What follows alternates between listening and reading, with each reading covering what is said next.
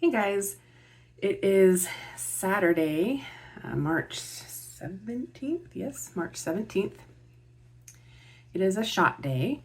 I have not been doing videos the last few days. There hasn't really been anything new to report, and there's been a lot of household stuff going on, so I've not really felt in the mood to do that. But I do diligently do my shot days. And I did weigh myself today. It was 260.0. Now, I haven't gone to the bathroom in a few days, so probably it's actually less than that. But, we got to go with what the scale says. So 260. Last week, it was 262.2, maybe 262.3, somewhere around there. I'll figure it out and then maybe put it up on the thing. So it's a couple pounds less, but like I was saying, I was not surprised about it because it was my time of the month. I tend to retain water and I get puffy, and so it was not surprising.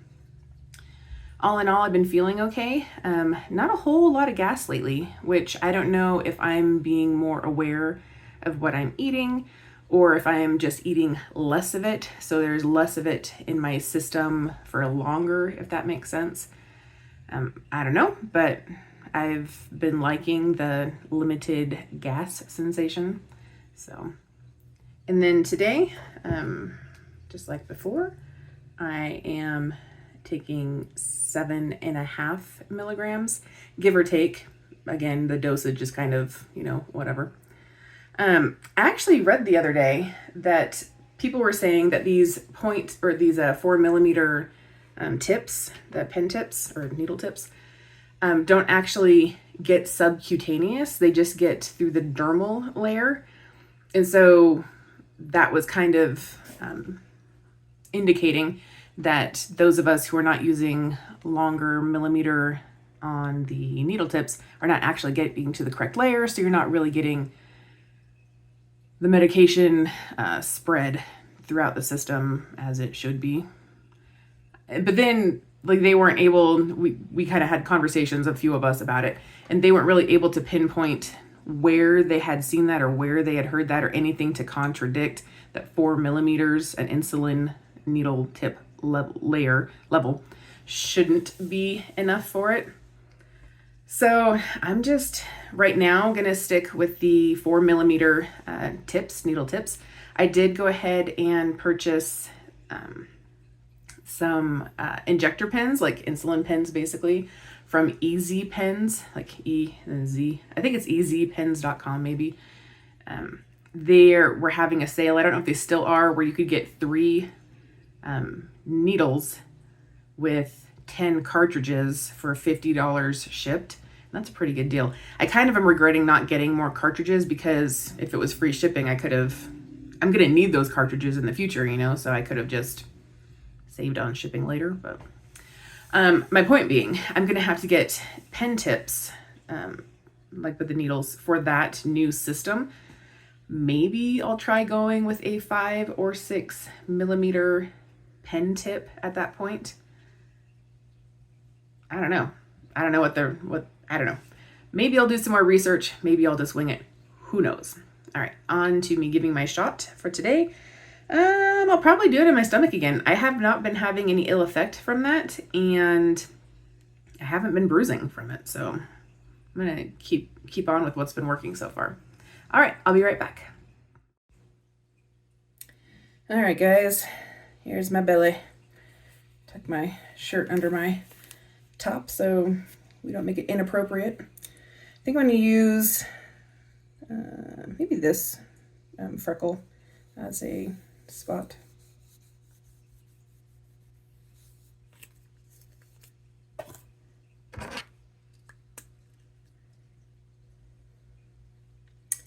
All right. And this is a new needle.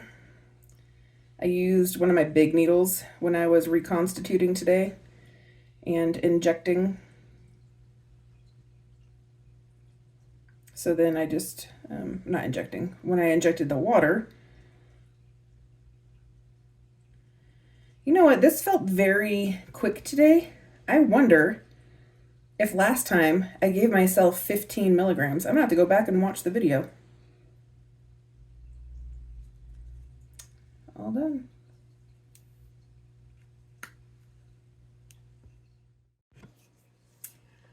All right, guys. So I just watched my video from last time and it was 7.5.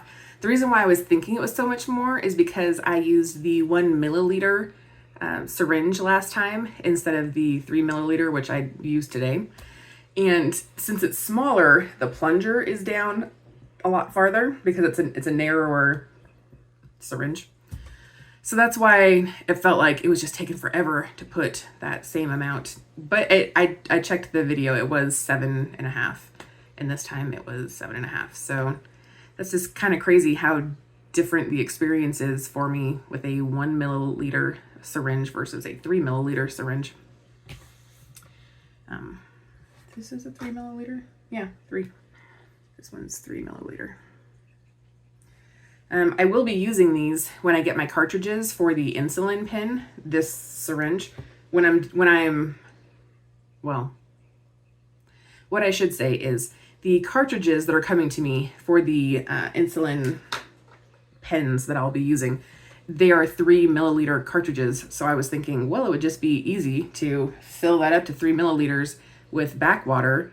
And then I'm getting the 30 milligram vials coming. So then I could do 3 milliliters of water into a 30 milligram vial, reconstitute it, then take that all out, excuse me, and then put that into the cartridge.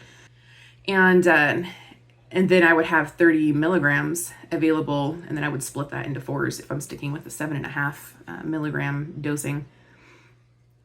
Yeah, I don't know. It'll be interesting, the whole process of it. It's going to take a little bit of time getting used to. I'll probably make a video when I do it for the first time to show you guys what that looks like. But as far as health goes, other than the constipation, which I'm trying to find a good medium, so with supplements for that. So lately I've just been doing 1 probiotic and 1 magnesium pill at night. And because when I was taking 2 and 2, it felt like it was too much. But I've been doing this for like 3 days now, I think, taking just the 1 and 1 once a day. And I don't feel like it's enough. So I don't know if maybe it should be 1 magnesium pill and 2 probiotics, or 1 probiotic and 2 magnesium. I don't know. But I feel like I need something just a little bit more than what I've got right now. I've been trying to be really diligent about drinking water. Even if I'm not thirsty, I've been trying just to be very cognizant of, hey, that's what everyone keeps telling me. Oh, well, when you're on the GLP-1s, you really need to up your water intake. I don't know why that's necessarily the case. Like, I have no idea why. Like, why is it so much more important to drink extra water when you're doing GLP-1 peptides than it is any other time of the day? Or is it just, well, you're not going to necessarily feel as hungry, so then you just need to be more aware of your body, and even if it's not signaling you that you're thirsty, you should be drinking more?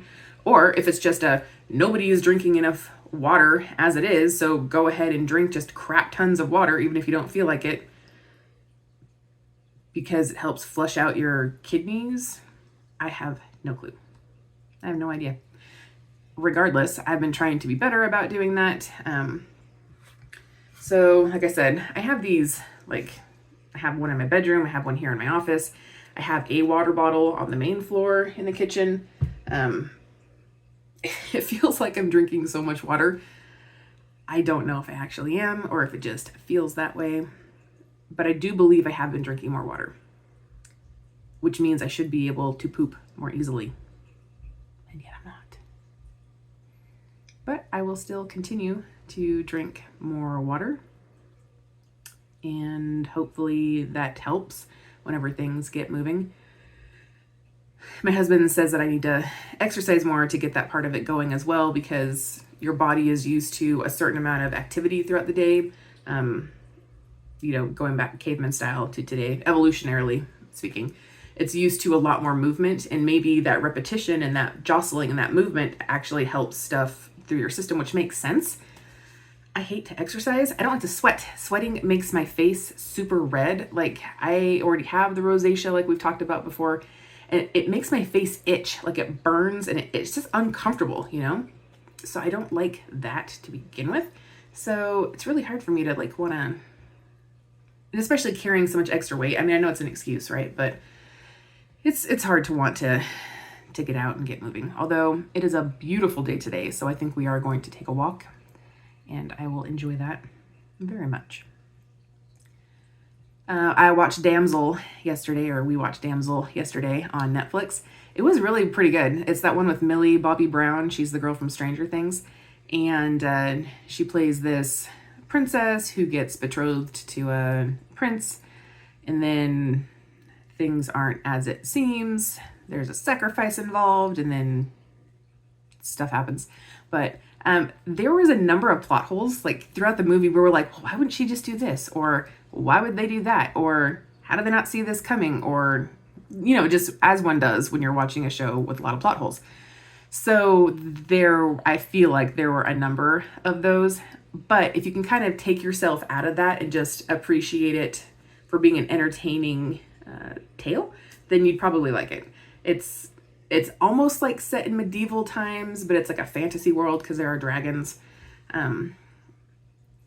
But that's kind of like the realm, the world and that it's set in. So, well, I liked it. I would probably watch it again. Again, Damsel on Netflix. It's just fun. I don't think it would be like an award winner, but as far as a action adventure fantasy film goes, it's pretty good. I like it. And the lady that does the dragon's voice, she's super recognizable. Like she's got like this really deep, gravelly, almost smoker's voice. I swear, if you've seen this woman in anything, you would be like, that's that lady, because it's a very recognizable voice. And I don't know her name off the top of my head, but I can picture her in my face. She was on Battlestar Galactica, and then she also played in The Expanse on Amazon's series, The Expanse.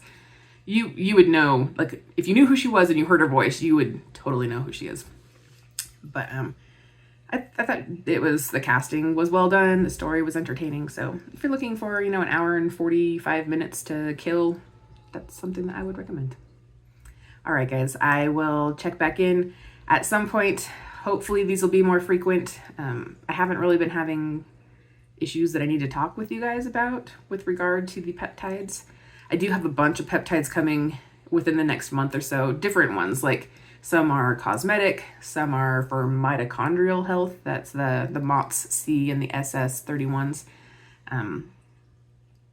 So yeah, we'll see how all that goes, and I'll, like I said, when I get the pens, which should be probably about a month or so, I'll show you how I'm planning on reconstituting, because there's like a trick apparently when you're filling the cartridges because it's got the rubber stopper like these, the regular vials do. But you have to put like a pin in it coming from the side to release the vacuum while you're filling it. So it's slightly a different system than what just reconstituting the regular vials look like. So, and I did ask, I said, can I use the Cellular needles that I already have? And they said no, because with the cartridges, it's like it's a cartridge just like that's inside this pen. Well, it's got a rubber stopper on the end, and I use Cellular needles, which there's no stopper on a syringe, right? Like if you look at it, it's just, this, right? There's nothing up here that stops it.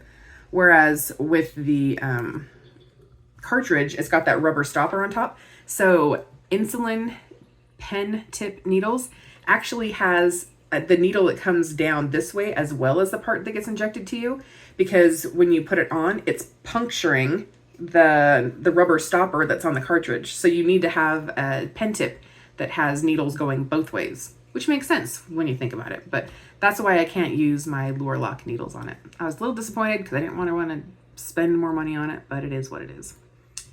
And my dad was interested when I was telling him that I actually pulled the trigger and purchased some. So I think it'll be easier for him to do them. He keeps bending his needles when he goes to pull the liquid out of the vial. don't know. I guess he's been like putting it like this in and then flipping it so that the vial is up and the liquid's facing down so he can do this. Somehow in between that method, he's been bending and we're talking the 4 millimeter pen or the needle tips. So they're very small to begin with. I don't know. He says that he's figured it out that if he just flips the vial ahead of time so that it's, you know, facing down and then goes in that way and then draws it out, that works for him. So I'm like, all right, well, just do that then. So I think he's just going to do that. My point being, it will be easier for everybody involved if he can just put the pen tip on, put the dose amount on the bottom. That's it. All right, guys. I'll talk to you later.